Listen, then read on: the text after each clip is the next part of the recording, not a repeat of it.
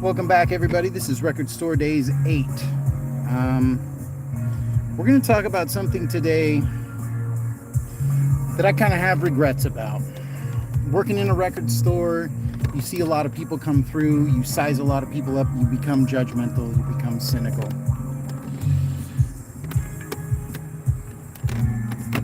So this takes place at the store when I was working at two shops simultaneously. This all takes place at the shop that sold exclusively new product, and it was located in a shopping mall.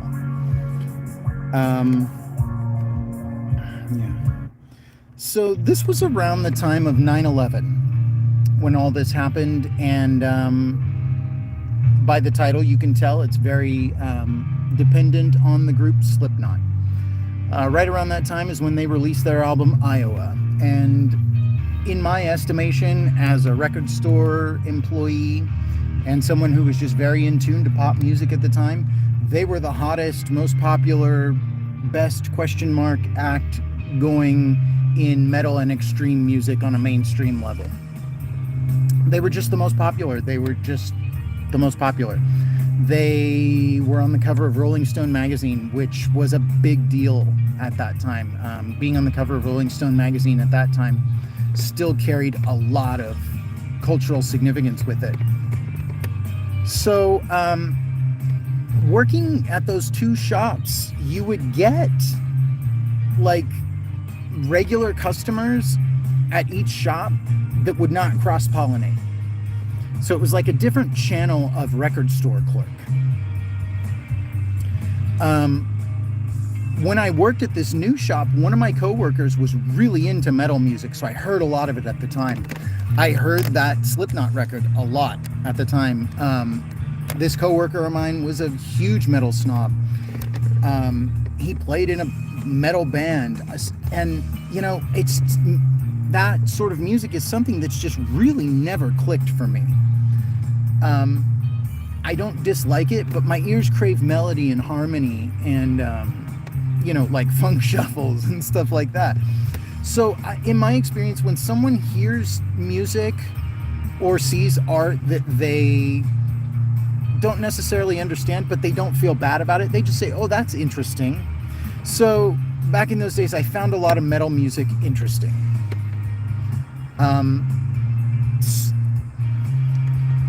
There was this group of boys. I'm just going to get right into it. I have a lot of regret about this. There was this group of boys that came in around this time, and they were all very, very interested in the band Slipknot. They had the attire. They all had Slipknot shirts. Not the same shirt, but they all wore the band shirt. They came in and they would, they were young. They were maybe freshmen in high school. I was 20 at the time.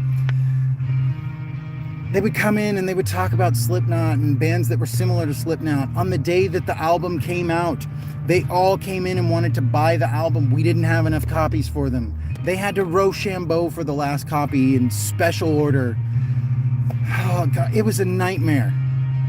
What I'm trying to say here, and I'm not trying to justify it, but for a snobby 20-ish year old record store clerk, this was a very easy target of boys to make fun of. I don't feel good about this, and I have lots of regrets about the fact that I called them the Slipknot zombies, and it caught on with my coworkers. So one day they all come in to buy the copy of Rolling Stone magazine with the band on the cover, and they're all together, and there's one of them that doesn't have a Slipknot shirt.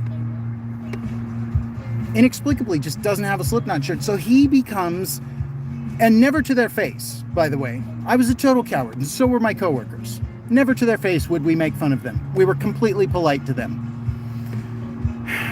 So after they all come in and we notice the one doesn't have a Slipknot shirt, he becomes an even bigger target. A week or so goes by. I'm at the shop by myself. This young man comes in by himself. He's not wearing the big black pants with all the chains and metal trinkets and everything. He's just wearing regular blue jeans, kind of a ruffled shirt. very punk rock look. I was running the register, so he comes in the store and I kind of give him the nod as he's coming in. He minds his own business, does his thing. He comes up to the register a few minutes later and he's got the first fucking Ramones CD in his hand. And I looked at it and I looked at him and I go, oh, cool. And I sold it to him and I kind of watched him walk out through the mall, just kind of in confusion and like wonderment. So the next chance I got, I talked to one of my coworkers and I said, hey, you'll never guess what happened. You'll never guess who visited. So I told him and, you know, we kind of had a laugh about it. And a few days later, all the boys come in again and he's with them. So my coworker kind of goes and like sidles him off and to the side and he goes, hey, how's it going? Heard you bought the first Ramones album. And the guy goes, yeah, the kid, I mean, he was a child. He was, like I said, these boys were 15 at the oldest. So he's like, yeah.